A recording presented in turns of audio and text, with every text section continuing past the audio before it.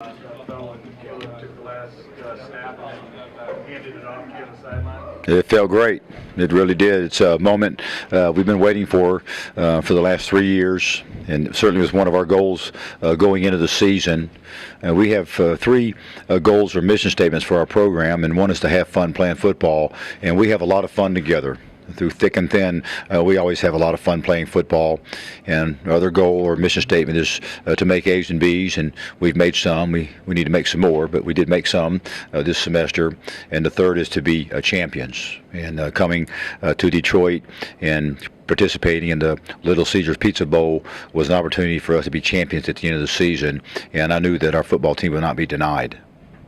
Danny, there are onside kicks, kickoff return, 2 times turnovers on the exact same play. Could you just describe the general nature of this game and the craziness of it? It was a wild one, that's for sure, and it was a lot of fun. And you know, in football, there's a saying that we're all here because we're not all there, and I think the game today really represented that. Can you just talk about the decision to go for those 2 onside kicks?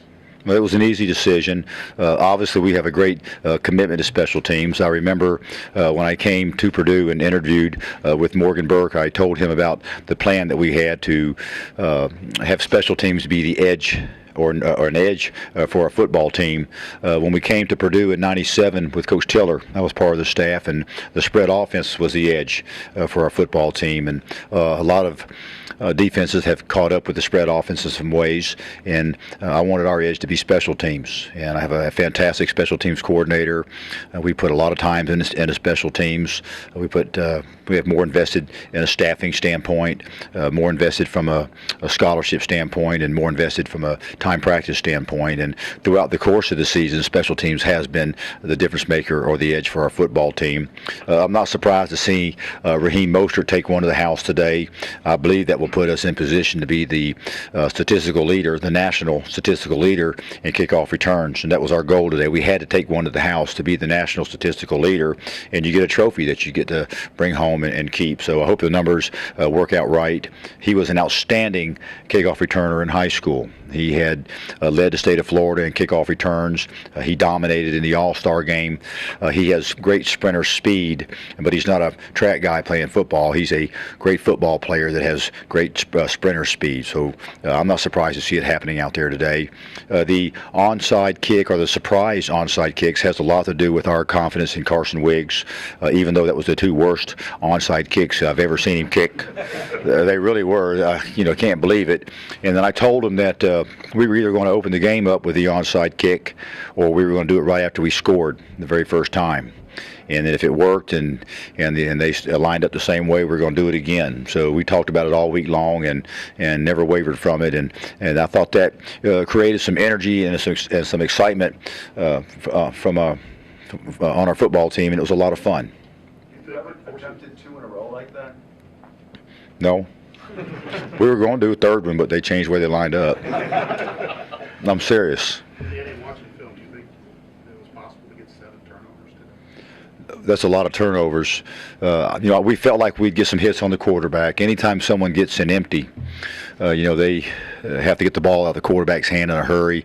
And the Bronco quarterback is excellent. I think he's the best quarterback we have faced all year long, because he doesn't have some of the players around him that some of the other great teams that we've played this year have. You look at what Wisconsin has in front of them as an offense with their offensive line and the great backs that they have, and they have a great quarterback too. But they have a lot of firepower, and they can really keep you off balance. And really, Western Michigan has to hang their hat on the passing game.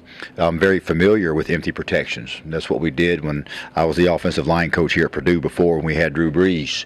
So we knew that we could manufacture some hits on the quarterback, but we also had to have a plan to get a lot of people out in the underneath coverage, because he does a great job of getting the ball out of his hands. So we felt like we'd go in the game and manufacture some pressure, that we'd get some hits on the quarterback, and then that would result in some takeaways for our defense. You talked about the job that Gary Bush did today. You were down a couple of receivers, and he really sort of stepped up as a go-to type guy. I'm really proud of Gary Bush because when he came to Purdue, he was very slight of build, but he is a class athlete. He was a 24-foot long jumper as a sophomore or junior in high school and has fantastic speed, but was very slight of build and really had to come a long ways as a physical player. And he's made some big plays for us throughout the course of the year and really progressed faster and at a greater rate this season than I had anticipated. And I think he has a chance to be an even more outstanding player for our team in the future. Coach, did you call both onside kicks? Seems like Carson said he got lucky on one and missed hit it. We called both of them. I called both of them, absolutely. What sort of momentum does this build into next season? Like, as a team, you won 3 out of your last 4 to get here. You won, as you say, the championship bowl game. What kind of momentum does it have when you're next year? I think it's huge, and our football team, knew the magnitude that it could have. There's a huge difference. We came into the ball game 6-6, and we were either going to leave here with a 6-7 record or a 7-6 record. And even though it's only, one game difference, it's a huge difference. And we're very proud to become bowl eligible and be participating in postseason play. But there's a big difference between participating in a bowl and being a bowl champion. So I think it carries great momentum into the off season. That's one thing, about bowl games, and I've been a part of a lot of bowl games, most of them at Purdue when I was here as an assistant coach. You can have a great season and then you lose your bowl game and you go into the off season with a loss. And I'm really happy for our team to be able to go into the off season with a win, and I think it builds great momentum for our team, and it will certainly be a shot in the arm in the recruiting process, and will certainly, I think, re-energize our fan base in a lot of ways. Quarterbacks didn't throw for a lot of yardage, but they also didn't throw any interceptions. They managed the game the way you wanted them to. But for the most part, I think Caleb Turbush has managed the offense very well throughout the course of the season. We made some mistakes early. I thought that we had prepared very well for the bowl game, and we probably made more mistakes early in the game than I thought we would. We had one time a running back that was supposed to flare release out of the backfield and be a free release route, and he, for whatever reason, he stayed in and blocked, and that's when Caleb Turbush got hit. He was looking to throw the ball to him, and we made a mistake on that play. One time we were selling the dive to the right, and we flipped it out to the left to number 11, and the fullback kind of rubbed the quarterback a little bit, and we didn't get the flip out there fast enough, and that's one of the reasons why we couldn't get the foot speed to the corner. So I felt like we executed well at times, but thought that we could come in and execute even better. Did switching up with the Wildcat help you, do you think? A lot, and really proud of Justin Siller because he's had some some real obstacles. He came to Purdue as a quarterback. He sat out 1 year with an eligibility issue. And anytime you miss a year of football, that really sets you back as a player. And as soon as he got back in the lineup and started playing again, he got injured and missed all of the next year. And then we moved him to wide receiver, and it was a new position for him. And in my mind, he really had not come on as a player until about the last 3 or 4 games of the season.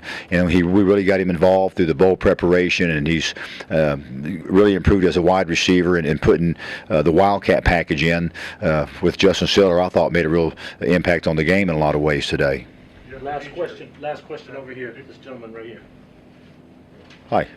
Coach, can you talk about Jordan White from the other team? What was your machine for Allen Stafford and covering him there?